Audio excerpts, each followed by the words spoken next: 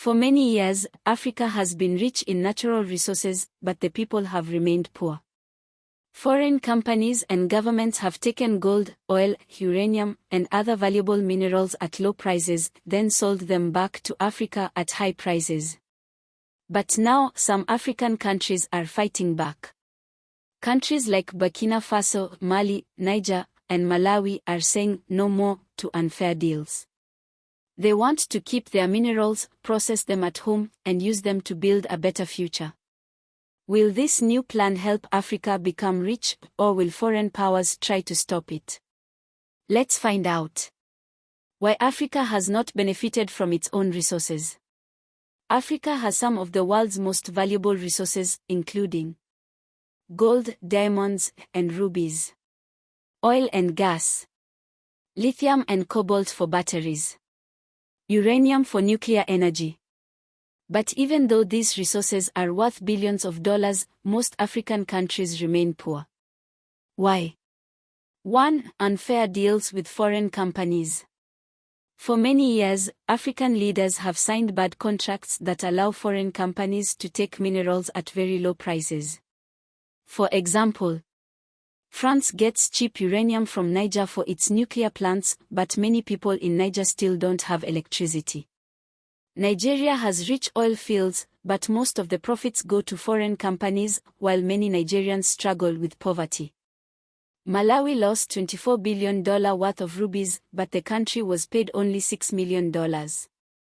These unfair deals mean that Africa's wealth is being taken away while ordinary people get little to nothing. 2. Corruption among some African leaders. Some African leaders allow foreign companies to take resources cheaply because they receive bribes and personal benefits. Instead of using mining profits to build schools, hospitals, and roads, some leaders keep the money for themselves. This has trapped Africa in poverty, even though the continent is rich in natural resources. 3. Selling raw materials instead of finished products. Africa mostly exports raw materials instead of finished products. For example, instead of making phones and laptops, Africa exports raw lithium to other countries where they make the products and sell them back at higher prices. Instead of refining oil, Nigeria exports crude oil and then buys back processed fuel at expensive prices. This keeps Africa dependent on Western and Asian countries instead of building its own strong industries. The New African Revolution, fighting back against exploitation. Some African countries have had enough of these unfair deals and are making bold decisions to take back control. 1. Stopping the export of raw minerals. Countries like Burkina Faso, Mali, Niger, and Malawi have banned the export of raw minerals. This means that foreign companies cannot take Africa's resources without processing them inside the continent. African nations will build their own factories to refine minerals. This will create more jobs for Africans instead of sending resources to be processed in Europe or China.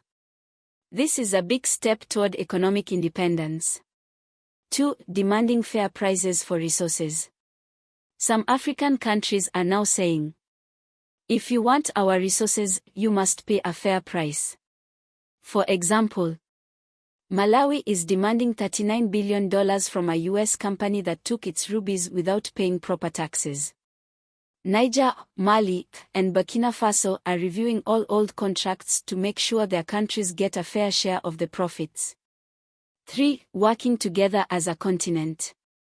Instead of relying on Western countries, some African nations are uniting to help each other. They are forming alliances to trade with each other instead of exporting to foreign nations. Build factories and industries inside Africa. Share resources and knowledge to become stronger together. This is the Pan-African dream, a vision where Africa controls its own wealth and becomes a global power. Challenges Africa will face in this fight. Even though this is a great plan, there will be challenges. 1. Foreign powers may fight back. Countries that have been taking Africa's resources for cheap will not be happy about these changes. They might Use political pressure to force Africa to continue the old deals. Support coups or conflicts to remove strong African leaders. Place economic sanctions to make African governments struggle financially.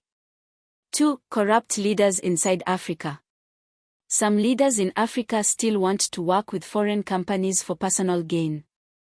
To succeed, African nations must remove corrupt officials from power.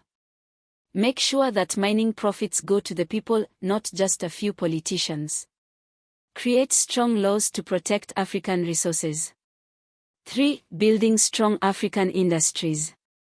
For Africa to truly benefit from its resources, it must build factories to process minerals. Train workers in technology and mining. Invest in education and business development. This will take time, but it is the only way to create long-term wealth for the continent. The future of Africa, a new beginning. The actions of Burkina Faso, Mali, Niger, and Malawi are sending a strong message. Africa will no longer be exploited. African resources will benefit African people. Foreign companies must pay fair prices or leave.